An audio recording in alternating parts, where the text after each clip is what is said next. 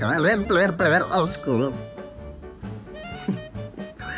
atau player-player veteran yang masih belum tahu hal kecil yang ada di Mobile Legends, tenang, aku bakal sharingnya di video ini. Yap, balik lagi bareng aku di Emirum is here. Di konten kali ini itu bakal sedikit ringan dari konten-konten biasanya. Dikarenakan kalian juga lagi pada ngecil kan, lagi pada nyantai. Dan pasti ada juga yang lagi pusing nih karena habis dapat loot streak. Nah, di video ini itu bakal singkat aja ya men. Dan langsung aja ke poin yang pertama. Antisipasi ganking. Beberapa orang atau kalian pasti pernah dapat momen itu berpapasan nih sama musuh yang sekali combo tuh bisa langsung hilang gitu loh. Lagi enak-enaknya jalan-jalan sore, apaan tuh? Waduh, ada Eudora ternyata.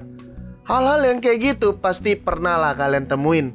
Ada tips nih dari aku supaya kalian terhindar dari hero-hero yang suka ngendep di dalam rumput. Ini teruntuk player-player yang ada di kedua side ya, entah itu di gold atau di EXP. Yang biasanya tuh sendirian nih, jomblo lah kayak lulu pada yang nontonin video ini. Alangkah baiknya sebelum kalian memulai untuk farming, biasanya nih di lane atas itu jungle yang posisi yang di sini itu tuh nggak dimakan kan sama hyper kalian. Nah ini tuh nilai bonus banget men untuk kalian yang ada di top lane ya. Alangkah baiknya kalian itu hit dulu nih monster hutannya. Biasanya musuh itu bakal ngendep di dalam bus ini men. Dan ya udah pasti ini tuh diisi sama roamer atau mid laner musuh ya di dalam bus ini. Jadi alangkah baiknya kalian jangan langsung masuk ke dalam rumput ini men. Colek dulu monster hutannya.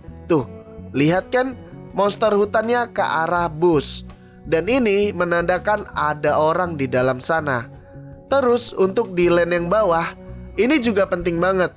Kalau di bagian bawah, roamer sama mid laner musuh ataupun yang satu lane sama kalian itu udah pasti nih 80% ngendep di sini. Apalagi kalau mereka udah menang lane dan lu tuh bakal di-press banget. Inilah bus favorit para musuh.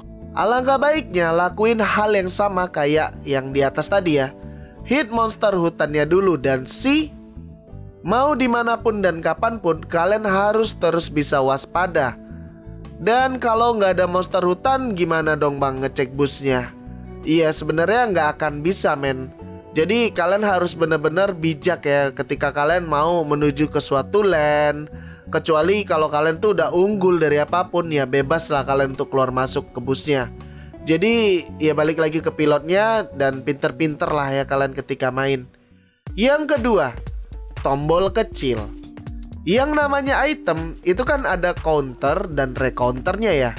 Buat kalian yang main sama orang yang itemnya itu-itu aja, coba deh kalian kasih pemahaman atau kalian ceramahin dulu lah. Atau kalian bisa juga kalian jita kepalanya. Buat kalian yang udah paham item, coba deh temennya itu dikasih tahu ya dengan cara ngebuka shop. Terus kan di sebelah kiri tombol buy atau beli ini itu kan ada logo pesawat kertas tuh.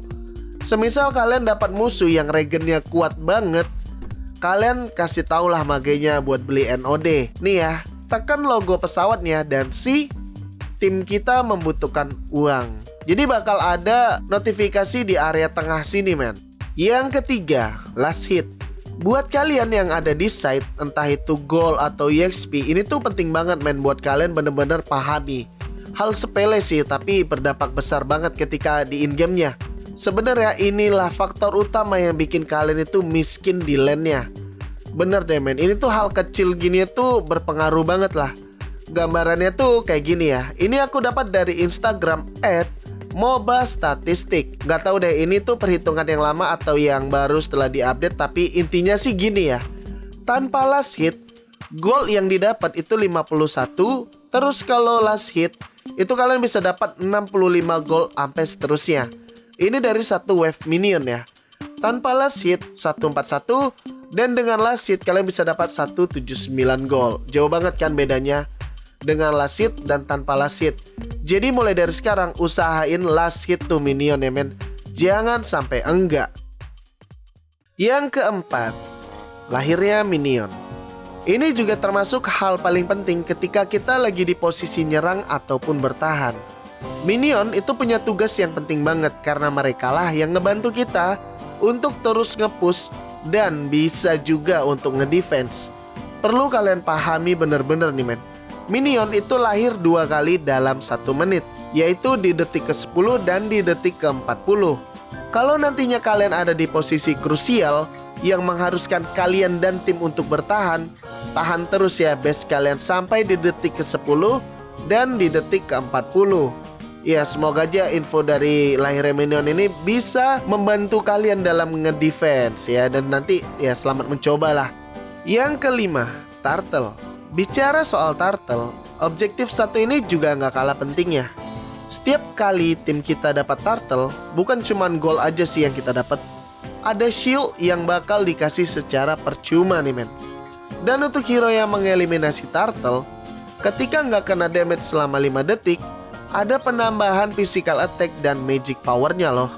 Jadi buat kalian yang selama ini main masih nggak memperdulikan Turtle, ambil ya men, jangan dianggurin Turtle itu sama sekali. Ada satu lagi deng, dari Creep ya, itu juga dapat nilai plus nih.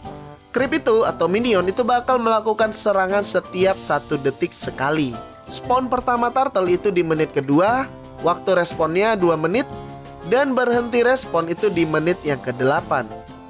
Yang keenam, boost yang sering ada penghuninya.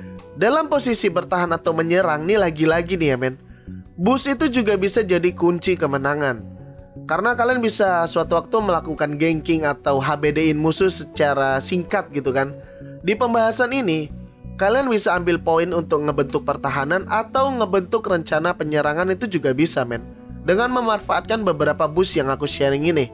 Jadi ini tuh bisa dipakai dalam 2 posisi ya. Jadi lebih fleksibel gitulah. Biasanya boost yang paling sering diisi itu adalah boost yang di sini dan satunya tuh di sini ya men. Dan biasanya kalau tim kita lagi tertekan, musuh akan mempressure buff ungu milik jungler kita kan. Biasanya sih buffnya tuh sengaja nggak diambil biar buat jadi pancingan. Tapi udah pasti mereka biasanya ngumpet di boost yang ini men. Dan selalu ada di posisi yang ini ya. Enaknya kalau pakai Selena, kalian jauh lebih bisa berhati-hati nih ketika main. Boost itu bakal selalu terbuka atau map itu bakal selalu terbuka ya. Kalau nggak main Selena ya berarti kalian harus jauh lebih hati-hati nih kalau ada jebakan buff yang dianggurin. Harus lebih waspada atau kalian bisa pakai teknik yang kayak aku bilang tadi di awal. Hit dulu nih monster hutannya. Nah nanti kan ketahuan tuh ada orang atau nggak di dalam bushnya. Kalau untuk di area river atas, biasanya musuh itu bakal sembunyi di area-area yang ini ya men. Di sini dan di sini. Tapi nggak menutup kemungkinan musuh tuh bakal sembunyi di bus yang ini ya men.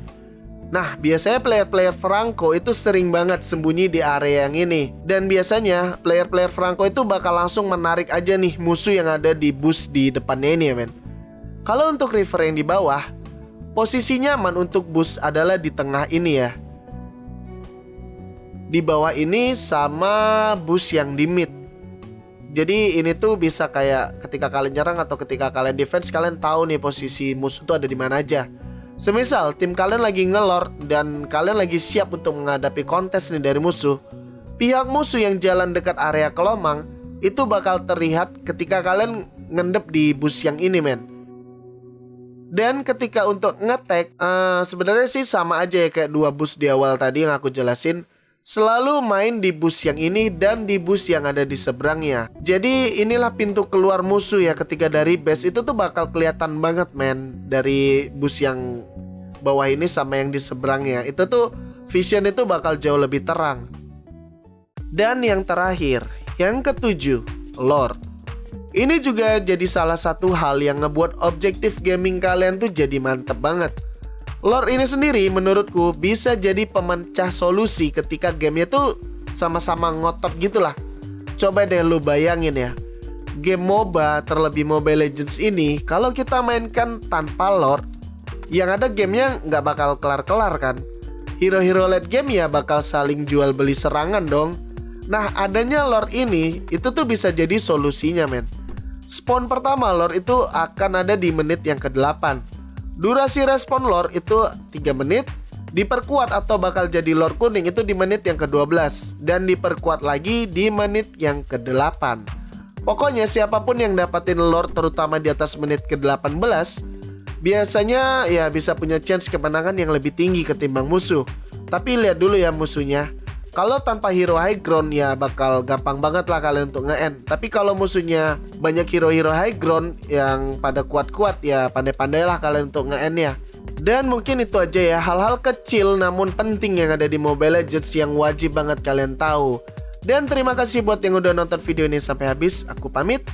Bye-bye.